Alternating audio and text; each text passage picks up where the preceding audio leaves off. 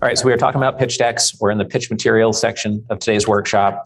We want to talk about one-pagers. I'm going to cover this for a couple minutes and then point out a few things to you on an example that we passed out in front of you. Your one-liner should almost always be at the very top. Your brand name should be at the very top. How big it is might depend on how dialed in your brand name is and how useful it is. A lot of one-pagers are missing contact details. You should have icons, symbols, videos, your unique value add process. One secret we've learned, and we had this backwards when we started pitchdecks.com, the first 20 clients got onboarded the wrong way. And we would say, okay, well, let's do the easy things first, and then we'll build up and do the harder things. So we would do the logo first, and then the teaser, and then we'd do the website, and then we'd do the pitch deck. And that was a complete backwards way to do it. You have to start with the branding to have all the colors and everything unified. But after we get the branding, the one-liner, then we build out the pitch deck first, because then if you created some custom visuals for that pitch deck, and the timeline, you made it really excellent. You just draw from that to create the website. You draw from that to create the one pager, and only the best of the best stuff in the pitch deck go onto the one pager. So you just do that heavy lifting first and then create the other materials, and it makes it much, much easier. We already talked about this. If your space is confusing, make sure you make it very crystal clear what you're doing and how your space works. Make it 1 to 2 pages, meaning front and back should be how long your one pager is. A lot of times we ask for one pager and people give us a 4-page Word document of just paragraphs, or a 1-page Word document with really thick text. Having something visually designed is not an expensive thing. So make sure you do that. You want to address the top objections. What Evan Pagan always taught me with copywriting is that somebody's entering a hallway and you want to guide them down the hallway towards the room at the end of doing business with you. And if you know the common objections when you're selling somebody in person, you have to translate those into your materials and your writing. So if you know that they try to go out this escape window of like, oh no, that industry is risky, or oh no, interest rates are going up, so that's going to hurt your industry, and that's like an escape valve for them to jump out a window on you, then you need to shut that window by addressing that objection. And you can't verbally have them voice the objection because you're doing this in writing. You're doing it in a pitch deck or a one-pager or a webinar. It's not the same as sitting down over a cup of coffee and someone says like, oh, well, I thought that industry is bad now because interest rates of this, or monetary policy changed this, or because it's all-time high here.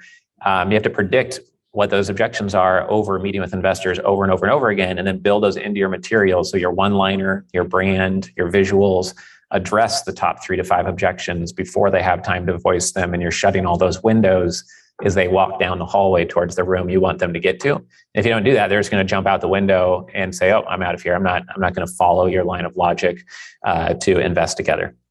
So that's important. Here's some examples of what some one-pagers could look like, different versions that we've worked on.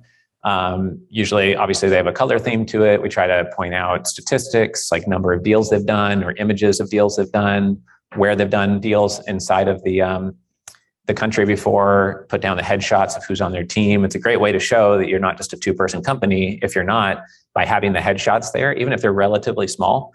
On the example you have here in front of you, you can see on the investorresidences.com one-pager, we chose to put lots of headshots there instead of putting detailed bios, because we thought it'll be less wordy and it shows we're not a 4-person company. And that's one of our strengths. We put the different locations for the real estate there. We have a video on there as well, the 3-step process of working together. On the other side is our one-pager for our work with dentists and investing into dental clinics and DSOs. And again, you'll see a custom visual here. And it's basically saying, this is how we work with investors that are dentists, and this is how we work with dental practices. And that visual is something that we adapted from a family office club visual. You'll see similar, because it's our business model essentially, is to build platforms where people are interacting in the middle. And on one side, you have the capital raisers, and on the other side, the investors, essentially, the people who own the assets and the people who are looking to put money into assets. So you'll see that we have a one-liner at the top of both of these on the example one.